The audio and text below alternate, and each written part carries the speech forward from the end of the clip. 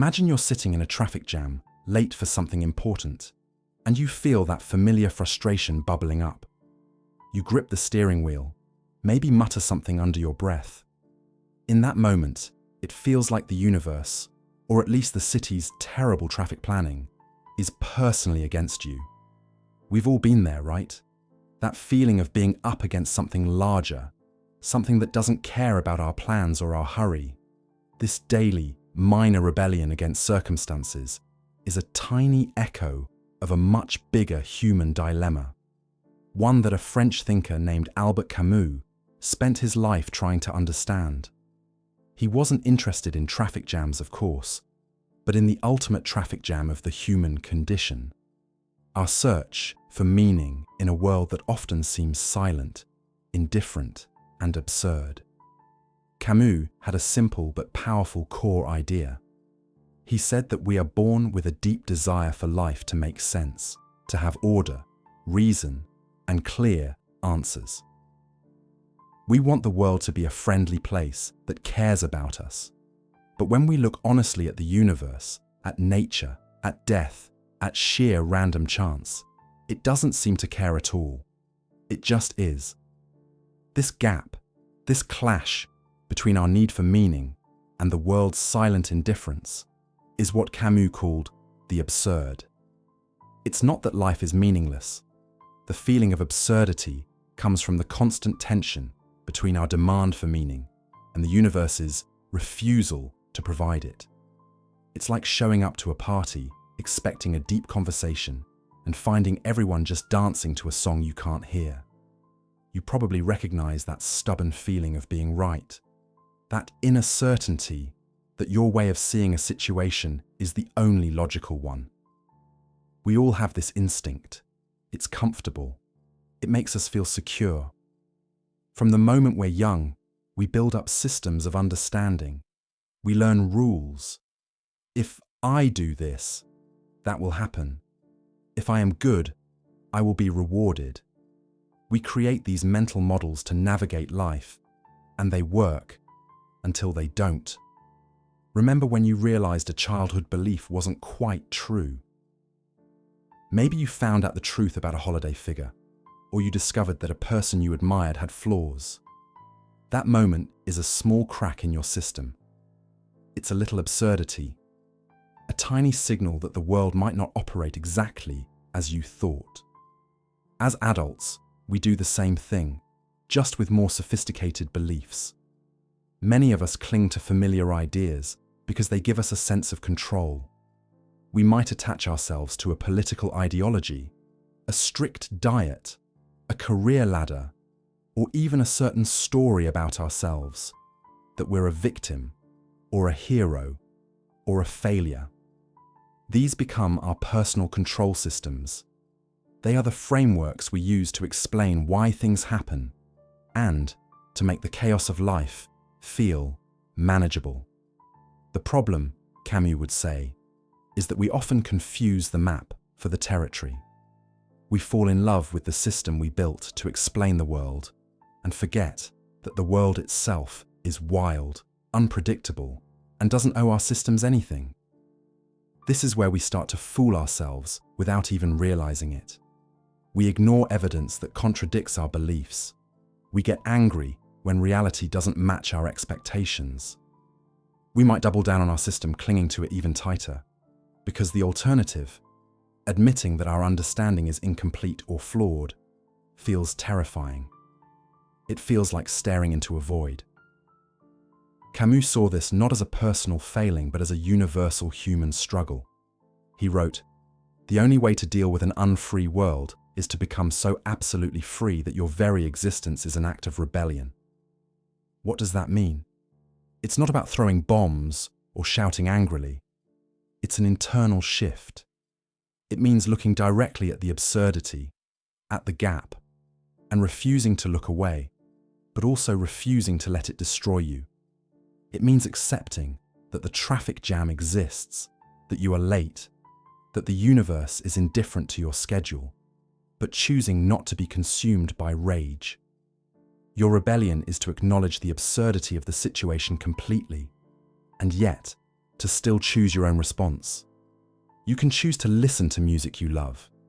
You can choose to use the time to think. You reclaim your freedom not by controlling the external event, but by controlling your internal reaction to it. You stop letting the external system control your inner state. This is the heart of the rebel that Camus describes. Not a violent revolutionary, but a person who says a conscious, steady no to anything that would diminish their inner freedom, while saying yes to the flawed, beautiful, and unpredictable experience of being alive. This cracks open the entire dilemma of the rebel, the person who says no, but must also find a way to say yes to something better. We start our journey in a place of simple, black and white clarity. The world makes a certain kind of sense. The rules, both written and unwritten, feel solid. We know what is expected of us at work, in our social circles, even within our own families. In this phase, our reactions are almost automatic. An unfair demand from a boss is met with quiet resentment, but compliance. A frustrating interaction with a loved one triggers a familiar, heated argument. We are on autopilot, navigating a system we believe is fixed and unchangeable. Our responses as predictable as the systems that provoke them. You might be someone who resists change at first, preferring the comfort of the known, even if the known is sometimes stifling. Then comes the confusing middle, the phase where everything gets wonderfully and terribly complicated. This is the moment of the absurd, as Camus described it. That dizzying feeling when the world stops answering our questions, and the familiar frameworks we relied on suddenly seem arbitrary or even oppressive. That automatic pilot fails. The company's new policy doesn't just seem inefficient, it feels genuinely unethical. The political or social narratives we once accepted now appear full of contradictions. This is not a comfortable place. Most of us feel deeply uneasy during these transitions, caught between the old simplicity that no longer fits and a new clarity that has not yet arrived. Camus saw this not as a problem to be solved, but as the essential challenge to be embraced. It is the desert where we must learn to live without easy answers, where the old gods of certainty have died, and we are left with the raw, demanding task of finding our own way. In this tough middle ground, the crucial difference emerges between what we might call a knee-jerk reaction and a thoughtful, rebellious response. The knee-jerk reaction is a refusal that changes nothing. It is pure, unthinking negation. It's quitting the job in a blaze of anger without a plan, or cutting off a friend over a single disagreement. It is a revolt that merely mirrors the absurdity it rejects, another form of slavery to impulse. The true rebel's response, the one Camus champions, is different. It is a no that is carefully considered, a refusal that is built upon a simultaneous yes to a value you have chosen to defend. It is pausing in that heated moment and choosing a different path. You may catch yourself pausing before reacting lately, and that pause is everything. It is the space where rebellion is born. This conscious pause leads us toward the new clarity, which is not a final destination, but a new way of traveling. The clarity isn't that we have found all the answers, but that we have committed to asking better questions and living by the values we forge in the process. We start noticing the small spaces for agency we never knew we had. Saying no to working late becomes a yes to protecting your personal time. Challenging a relative's outdated comment becomes a yes to dignity and respect. This is the rebellion that creates rather than destroys. It acknowledges the absurd control systems, the bureaucratic nonsense, the societal pressures, the internalized voices of doubt, but it does not submit to them. Instead, it uses them as the very friction against which we define our own meaning. Our journey ends not with a perfect, controlled life, but with the lucid and relentless effort to imbue our actions with intention, to find our freedom and solidarity with others within the very heart of the struggle itself.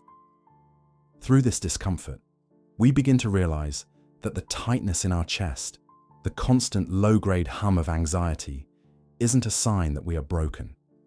It's a sign that we are growing. It's the friction of an old, outgrown version of ourselves, rubbing against the new one, trying to emerge. For so long, we might have mistaken this feeling for failure, believing that a well-lived life should feel smooth and effortless. We looked at others, or at the curated versions of them online, and assumed they had it all figured out, that they weren't plagued by this same internal rustling of uncertainty. But that's the great secret no one talks about enough. This discomfort is the most universal human experience there is. It's the raw material of transformation. The journey isn't about making the discomfort disappear entirely. That would be like hoping a tree would grow without breaking through the soil. It's about changing our relationship with it. Instead of seeing it as an enemy to be defeated or a flaw to be hidden, we can start to see it as a compass. That knot in your stomach before a difficult conversation. It's not just fear, it's a signal that something important to your integrity is on the line.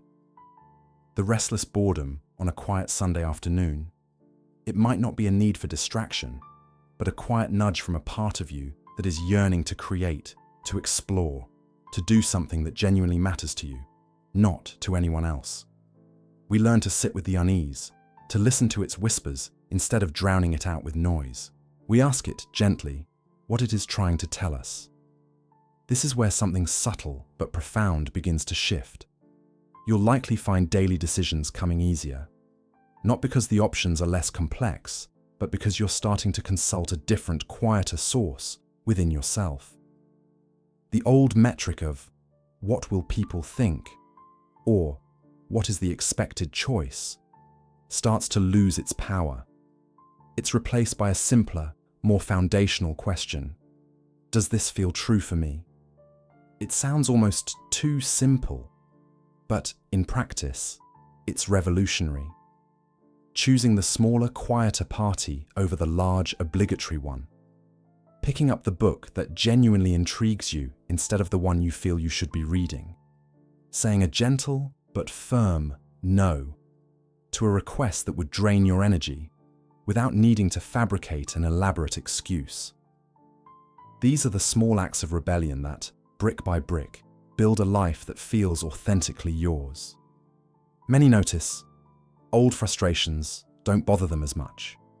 The traffic jam that used to ruin your entire morning might now be met with a sigh and a podcast, an accepted part of the landscape rather than a personal affront. The colleague's annoying habit might become a curious character detail instead of a daily source of simmering irritation. This isn't because you've become passive or resigned. It's because your center of gravity has shifted. When your sense of self isn't so tightly wrapped up in everything going perfectly according to a plan you never consciously agreed to, the bumps in the road have less power to throw you off course. The emotional energy you once spent on being perpetually annoyed is freed up. It becomes available for better things, for patience, for creativity, for simply noticing the world around you. This process is deeply personal, and yet it connects us more deeply to others.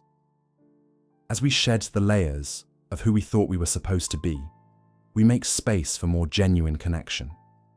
We're no longer performing a role or protecting an image. We can show up, imperfect and unsure, and in doing so, give others the implicit permission to do the same. We start to recognize the same struggle in the eyes of a friend, the same search for meaning in the stories of strangers. Our shared vulnerability becomes a bridge, not a barrier. We realize we were never alone in this. We were just all pretending we were, each of us stuck in our own separate dressing rooms, struggling with costumes that never fit. And then, one utterly ordinary day, you might stop mid-stride and realize something is different. The weight you've been carrying feels lighter. The internal critic's voice is quieter, a distant murmur instead of a shouting headline. There's a sense of space within you that wasn't there before. It's not that all your problems are solved. Life continues to be life, with all its complexities and challenges. But your footing is different. You are standing on your own ground, in your own shoes. You are responding to the world from a place of choice, not a place of reaction. This is the quiet arrival, the moment where the journey through the discomfort reveals its purpose. It was never about reaching a final, polished destination. It was about coming home to yourself. Together we discover that this entire journey, with all its stumbles and moments of clarity, leads us to a kind of liberation we might not have even known was possible. It's the freedom that comes from no longer seeking external validation for our every move, from releasing the exhausting performance of a personality that was never ours to begin with. It is the profound and simple truth that Albert Camus pointed to, a feeling of lightness and rightness that is both mental and physical, like finally taking off shoes that never quite fit, and feeling the solid, welcoming ground beneath your own bare feet for the very first time.